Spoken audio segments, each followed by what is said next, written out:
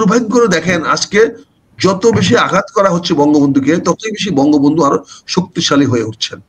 কেউ বুঝতে পারছেন না, আপনি বঙ্গবন্ধুকে তো আপনি এই জনগণের মন থেকে নিশ্চিহ্ন করতে পারবেন না, ওই পুরনো প্রজন্মকে তো পারবেনই না। নতুন প্রজন্ম তো বাংলাদেশকে গর্ব করতে গেলে বঙ্গবন্ধুর নাম আসবে, শহীদ রাষ্ট্রপতি জিয়াউর রহমানের নাম আসবে, মৌলানা ভাসানীর নাম আসবে। এই নামগুলো তো মুছবেন কি করে? বাংলাদেশের সঙ্গে এদের নামগুলো আসবে, মনি সিং এর নাম আসবে, কমিউনিস্ট নেতা মনি সিং এর নাম আসবে, মুজাফফর আহমদ সাহেবের নাম আসবে। এখানে যে যত কিছু বলুক, এখানে আমাদের বিভিন্ন রাজনৈতিক তৎকালীন যে বড় বড় নেতারা ছিলেন তাদের নাম ঘুরে ফিরে আসবে। এই দেশের ছাত্র আন্দোলনের যে প্রধান পুরুষ তোফায়েল আহমেদ বলেন, বা আসম রব বলেন, নুর আলম খান বলেন, আব্দুল কুদ্দুস মাখন বলেন, তাদের নাম আসবে, কারণ তারা সেদিন 69 ছাত্র আন্দোলনে নেতৃত্ব দিয়ে তৎকালীন পাকিস্তান বা তথা বাংলাদেশ সৃষ্টির পিছনে তারা ভীষণ অবদান রেখে গেছেন। এগুলো আপনি অস্বীকার করবেন কি করে? আর এগুলো অস্বীকার করতে গেলেই আপনার রাজনৈতিক অবস্থানটা তো স্পষ্ট হয়ে যায়। আপনি যদি আজকে বাংলাদেশ না মানেন, আজকে যদি আপনি বাংলাদেশের পতাকা না মানেন, আজকে যদি আপনি বাংলাদেশের স্বাধীনতা না মানেন, বাংলাদেশের সার্বভৌমত্ব না মানেন, বাংলাদেশের সংবিধান না মানেন, আজকে বঙ্গবন্ধু শেখ মুজিবকে না মানেন, তাহলে আপনি তো আপনার অবস্থানে তো বাংলাদেশের বিপক্ষে দাঁড়িয়ে যাচ্ছে, স্বাধীনতার বিপক্ষে দাঁড়িয়ে যাচ্ছে। এটা তো আপনি আগামী প্রজন্মের কাছে কি করে সান্ত্বনা দিবেন? একটি প্রজন্ম কি করে তার স্থপতিদিকে অবিশ্বাস করবে, তাদেরকে অস্বীকার করবে? আজকে কি মার্কিন যুক্তরাষ্ট্রে জর্জ ওয়াশিংটন, জেফারসন, এদেরকে কি আপনি অস্বীকার করতে পারবেন? ওয়াশিংটন জেফারসনের মধ্যে বিরোধ হয়েছে, পরবর্তী বিরোধ হয়েছে, কিন্তু মার্কিনীরা কি কোনোদিন অস্বীকার করতে পারবে তাদের অবদান? আজকে বিজেপি যত কিছুই বলুক, জওহরলাল নেহরুকে অস্বীকার করতে পারবে? তারা জওহরলাল নেহরু কংগ্রেসের পার্টির বিরুদ্ধে, কিন্তু তারা কি জওহরলাল নেহরুকে বা এমনকি আসে তারা কঠোর বিজেপির লোকেরাও তো গান্ধীকে অস্বীকার করতে পারবে না। মহাত্মা গান্ধীকে তারা মহাত্মা গান্ধী বলতে হবে, সেখানে তারা অস্বীকার করতে পারবে না। আজকে পাকিস্তানিরা মুসলিম লীগকে ক্ষমতাচ্যুত করেছে, মুসলিম লীগকে বারবার ক্ষমতা থেকে দূর করে দিয়েছে, এমনকি ইমরানের পার্টি আসছে, ভুট্টোর পার্টি আসছে ক্ষমতায়, কিন্তু তারা কি মোহাম্মদ আলী জিন্না, কায়েদ আজমকে অস্বীকার করতে পারেছে? লিয়াকত আলী খানকে অস্বীকার করতে পারেছে? তারা কি পারতেছে? এটা সম্ভব না। ইতিহাসের চাকা ঘোরানো যায় না। ইতিহাসকে অস্বীকার করতে গেলে নিজেরাই অস্বীকার হয়ে যেতে হয়। ইতিহাসকে যারা বাস্তবতার দিকে দেখে না, ইতিহাস অস্বীকার করার চেষ্টা করে, সময় হারিয়ে যায়।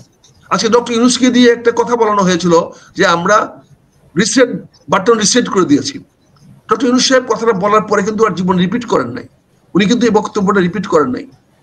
ডক্টর ইউনূসকে আমরা অনেকভাবে হয়তো আমরা তাকে ভুল বুঝেছি, তার প্রতি আমাদের প্রত্যাশা যা ছিল আমরা অনেক সময় সেই প্রত্যাশা পূরণ করতে পারবেন না। কিন্তু গত 5 আগস্ট উনি যখন ঘোষণা দিলেন, 28টি দফা দিলেন জুলাই ঘোষণা হিসাবে, এবং একই দিন রাত্রিবেলা উনি যখন জাতির উদ্দেশ্যে ভাষণ দিয়ে বললেন যে আমি যথাশীঘ্র একটা নির্বাচনের তারিখ ঘোষণা করব এবং আমি নির্বাচনের তারিখ জানিয়ে দেব, এবং ঠিক 24 ঘন্টার মধ্যে পরের দিন 6 আগস্ট উনি একটা চিঠি দিয়ে নির্বাচন কমিশনকে স্পষ্ট করে বলে দিলেন যে আগামী রোজা 2026 সনের রোজার আগে আপনি একটা নির্বাচনের ব্যবস্থা করেন, এবং সেটা যেন যে কোনো অবস্থাতে রোজার আগে হয়, অর্থাৎ 14-15 বা 15 জুলাই যদি ফেব্রুয়ারি নির্বাচন রোজা হয় বা শুরু হয় তার আগে। এই জন্য আমরা অনেকেই ভাবতেছি হয়তো আগামী 12 ফেব্রুয়ারি বা এর আশেপাশে কোনোদিন হয়তো নির্বাচনের তারিখ ঘোষণা করা হবে, এবং সারা জাতি আজকে নির্বাচনের জন্য প্রস্তুতি নিচ্ছে, এবং সবাই একটা সুন্দর গণতান্ত্রিক পরিবর্তনের দিকে এগিয়ে যাচ্ছে। কিন্তু হঠাৎ করে দেখলাম গতকালকে এই সরকারের তথ্য সচিব সরকারে কেউ না, তথ্য সচিব হলেন, সরি আমি একটু পরিষ্কার করে বলি, প্রধান উপদেষ্টার তথ্য সচিব বা প্রধান উপদেষ্টা প্রেস সচিব একটা চাকরি, কমপ্লিটলি একটা চাকরি, এবং ওনার ব্যক্তিগত স্টাফ প্রেস সেক্রেটারি, তথ্য সচিব হচ্ছে press secretary, absolute staff. He is nobody, সে গভর্নমেন্টের কিচ্ছু না, সে সরকারের কোনো অংশ না, সরকার মানে তার কামনা কুমলা না, প্রধান উপদেষ্টা বাসায় ওই অনেক ওয়েটার আছে, ম্যাচ ওয়েটার আছে যারা ওনাকে চা পান খাওয়ায়, তাহলে ওরা কি সরকার? ওনার বাড়িতে ভিতরে বুয়া আছে যারা রান্না বান্না করে দেয় ওনাকে, তাহলে সেও কি সরকার?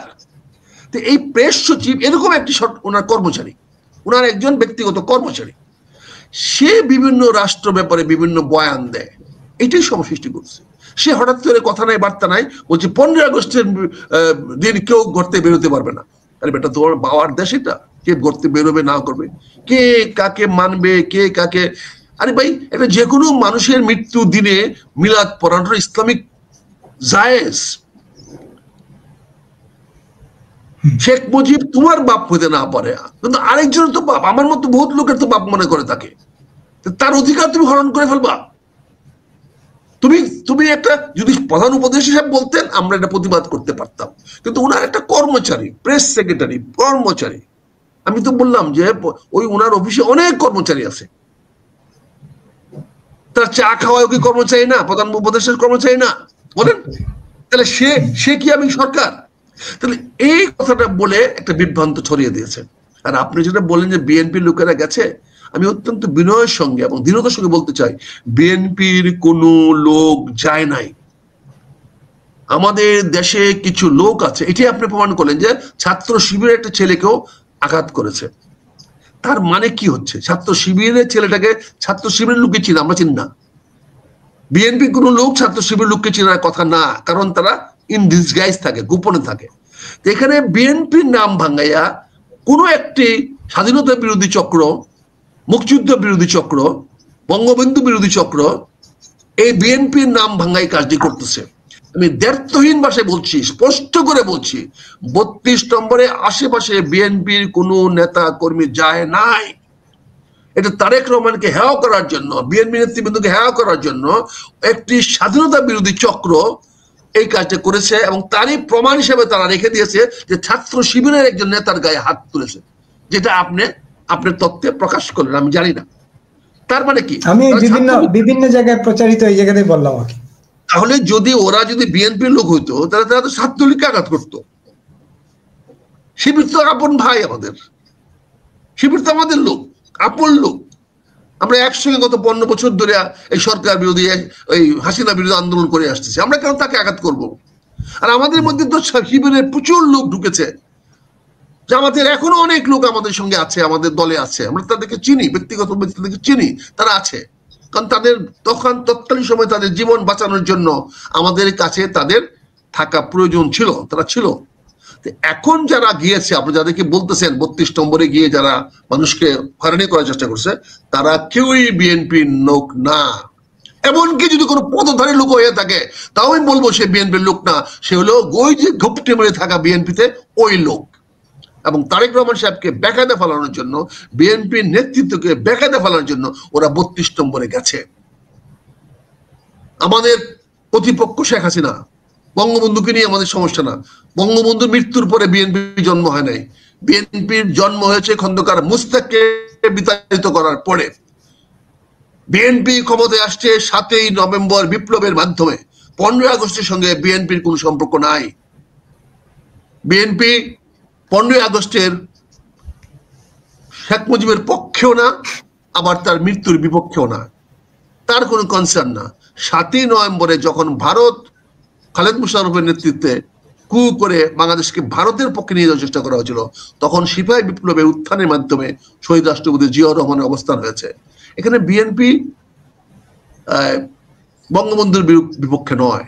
পরবর্তীতে যখন আওয়ামী লীগকে পুনর্বাসিত করা হলো, এই জিয়াউর রহমান সাহেব এই পুনর্বাসিত করে গেলেন, উনি আওয়ামী লীগকে ক্ষমতায় নিয়ে আসছেন। উনি বাকশাল বাতিল করে দিয়ে উনি বহুদলীয় শাসন ব্যবস্থা কায়েম করলেন, যেখানে আওয়ামী লীগকে আবার পুনরুজ্জীবিত করা হলো। পরবর্তীতে আওয়ামী লীগ বিএনপির বিপক্ষে দাঁড়িয়ে গেছে, বিএনপির প্রতিপক্ষ হয়ে দাঁড়িয়েছে। কাজে আমাদের সংঘাতটা আওয়ামী লীগের সঙ্গে, বিএনপির সংঘাত আওয়ামী লীগের সঙ্গে, শেখ হাসিনার বিরুদ্ধে, শেখ হাসিনার অনুগতদের বিরুদ্ধে, কোনো অবস্থাতেই বঙ্গবন্ধুর বিরুদ্ধে নয়।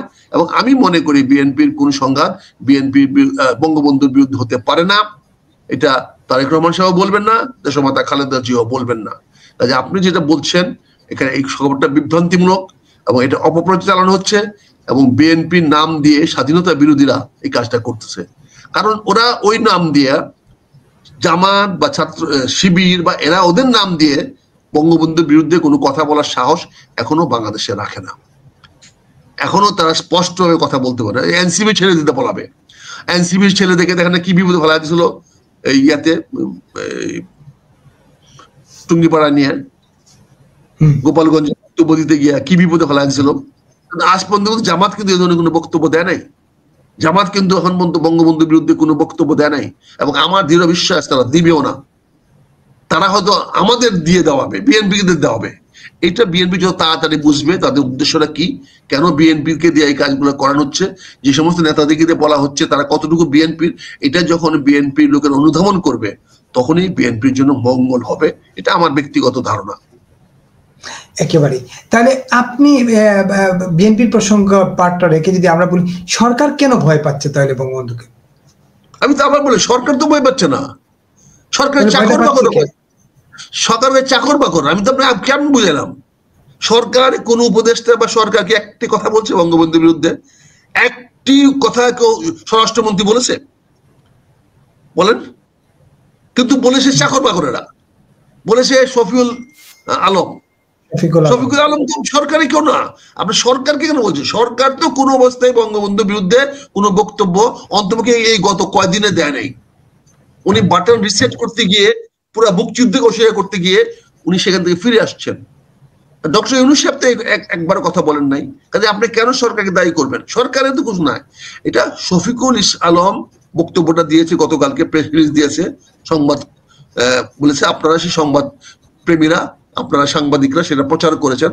তারা আপনাদের কাছে শফিকুল আলম তো অনেক বড় মানে মানে পূজনীয় ব্যক্তি, আপনাদের গুরু। কারণ তার কথা এখন আপনাদের চাকরি হয়, আপনাদের বাকরি হয়, আপনারা কোন পেপারে থাকবেন, কোথায় থাকবেন না, সবকিছু নির্ভর করে কোন পত্রিকা কোন নিউজ ছাপাবে, কোন নিউজ দিবে।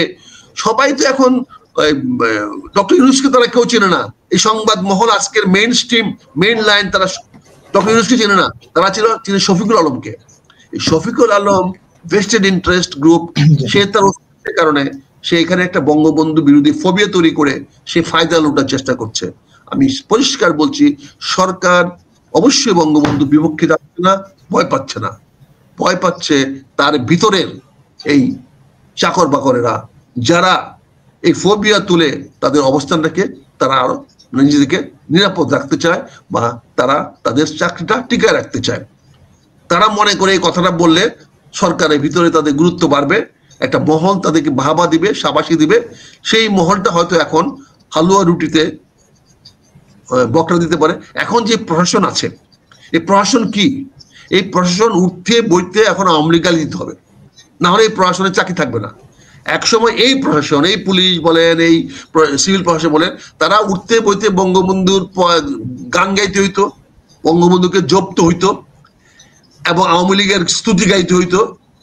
এখন এরাই তাদের চাকরি বাঁচিয়ে রাখার জন্য, তাদের অস্তিত্ব বাঁচিয়ে রাখার জন্য, তাদের পোস্টিং বাঁচিয়ে রাখার জন্য, ডিসিএস থাকার জন্য, তারা বিভিন্ন পুলিশের দায়িত্ব থাকার জন্য, ঢাকা মেট্রোপলিটন পুলিশের প্রধান থাকার জন্য, আইজিপি থাকার জন্য, তারা এখন উঠতে বইতে সারাদিন শুধু আওয়ামী লীগের বিরোধিতা করে, হাসিনার বিরোধিতা করে, আর বঙ্গবন্ধুর বিরোধিতাও একই অংশ হিসাবে করে, শুধু তাদের চাকরিটা বাঁচিয়ে রাখার জন্য।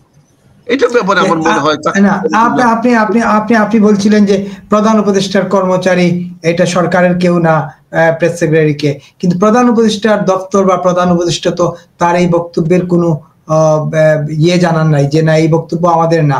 যেমন ধরেন আপনি আগে বলছিলেন যে 8 জন উপদেষ্টার দুর্নীতির খবর বিএনপির চেয়ারপারসনের সচিব পিএস বলছিলেন, আব্দুস সাত্তার সাবেক সচিব, তিনি বলছিলেন যে 8 জন উপদেষ্টার দুর্নীতির খবর তথ্য প্রমাণ তার কাছে আছে। পরদিনই বিএনপি স্টেটমেন্ট দিছে এই বক্তব্য আমাদের না, এই বক্তব্য ওনার ব্যক্তিগত। এইরকম সরকারের তরফ থেকে তো এই বক্তব্য আসে নাই যে এই বক্তব্য শফিকুলের সাহেবের বা প্রেস সচিবের, এটা সরকারের বক্তব্য না। এখন কোথার সঙ্গে কি ধান বানতে কি?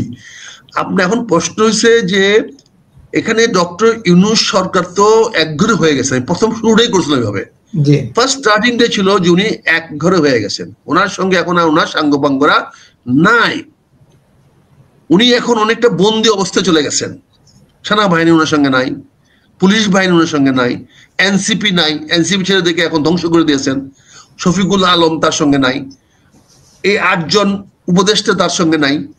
কাদের সঙ্গে কার নিয়ে কথা বলবে? তার কথাটা তো প্রচার করবে কে? তাই তো সে প্রতিদিন জাতীয় উদ্দেশ্যে ভাষণ দিতে হবে। আপনি কিন্তু স্পষ্ট করে দিয়ে আসছেন যখন বলছেন, ওনার এই কথাটা বলার কি দরকার ছিল মালয়েশিয়াতে গিয়া, যে নির্বাচন যথাসময় হবে এবং উনি নির্বাচিত সরকারের কাছে ক্ষমতা হস্তান্তর করবেন। এই কথাটা কি ক্যাবিনেটের সিদ্ধান্ত হয়েছে? এটা কি ওনার পরিষদে, ওনার উপদেষ্টা পরিষদে বসে আলোচনা হয়েছে, কথা হয়েছে, সিদ্ধান্ত হয়েছে?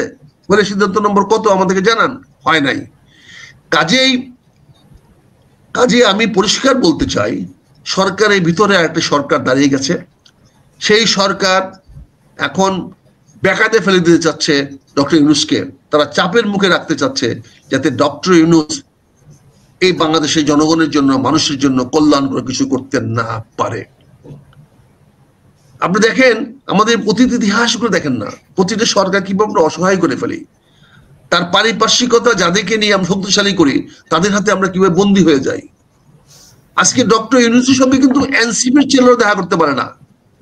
আজকে হাসনাতের ক্ষমতা নাই দেখা করা ডক্টর ইউনূসের সঙ্গে। এখন আজকে কিন্তু সার্জিস চাইলেই এখন দেখা করতে পারবে না। এই যে ওদের উপদেষ্টা, যে এনসিপির যে প্রধান নাহিদ ইচ্ছা করলে এখন গিয়ে প্রধান উপদেষ্টা দেখা করতে পারবে না। আজকে দেখেন, আপনি দেখেন, আপনি বাস্তবে দেখেন, দেখা হবে না। এখন দেখা করতে হলে তাকে ওই নর্মাল চ্যানেলে যেতে হবে, যে চ্যানেল আমাকেও দেখা করার জন্য যেতে হবে, আপনাকেও দেখা করার যেতে হবে, ওই নর্মাল চ্যানেল ফলো করতে হবে। আজকে আপনি বাস্তবতাগুলো আমরা অনুধাবন করার চেষ্টা করেন। আজকে আসিফ মাহমুদের বিরুদ্ধে লাগাতার ভাবে আজকে কথা বলা হচ্ছে। আর প্রধান উপদেষ্টা আসিফ মাহমুদের পক্ষে বলবে না বিপক্ষে বলবে? আসিফ মাহমুদের বিপক্ষে যে কথাগুলো বলা হচ্ছে, আসিফ মাহমুদ নিজে তো প্রেস রিলিজ করে বলেছে। আপনি আসিফ মাহমুদকে কেন টার্গেট করলেন? আপনি আসিফ মাহমুদ চাঁদা চেয়েছে, রাত্রেবেলা পুলিশে গেছে, এই রাত্রে গেলা মোটরসাইকেলে ঘুরতেছে, এইগুলা তো সরকার জানা, পুলিশের জানা, তো পুলিশ এগুলো প্রকাশ করে না কেন? আজকে যে ছেলেটা একটা ভিডিও ভাইরাল আপনারা বলছেন, বলা হচ্ছে, এই অপু যদি বক্তব্যটা ভাইরাল না করে যেত, তার গ্রেফতার হওয়ার আগেই তো সেটা দিয়েছে।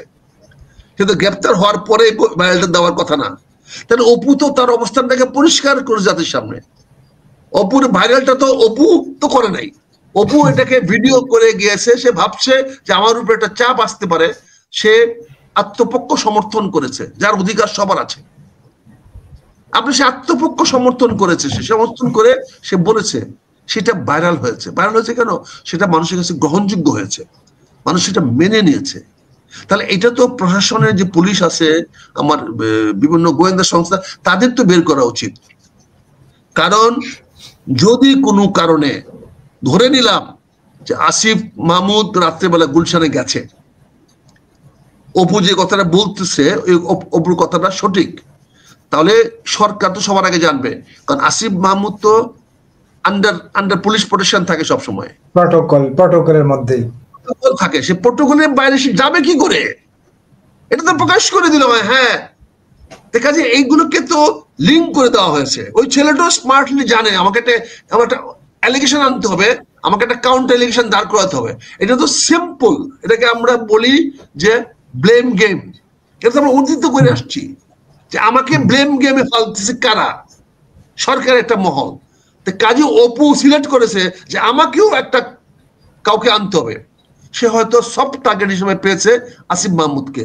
কারণ আসিফ মাহমুদ নিয়ে কথা হচ্ছে, তার বাবাকে নিয়ে কথা হচ্ছে, বিভিন্ন ভাবে সে কন্ট্রোভার্সি হয়েছে, তার বিভিন্ন জিনিস হয়েছে, এবং আসিফ মাহমুদকে সে সফট টার্গেট পেয়েছে, সেটা সে প্রকাশ করে দিয়েছে। এখন এই ব্যাপারে তো আমরা পুলিশের ভাষ্য দেখতে পারতাম, মেট্রোপলিটন ম্যাজিস্ট্রেট, মেট্রোপলিটনের চিফের ভাষ্য দেখতে পারতাম যে না, এই ছবিটা যে সে বলতেছে সঠিক না। আমাদের পুলিশ রেকর্ড বলে আসিফ মাহমুদ সাহেব অর্ডার থেকে অর্ডার পর্যন্ত বা এই দিন ঘরের বাইরে যায় নাই।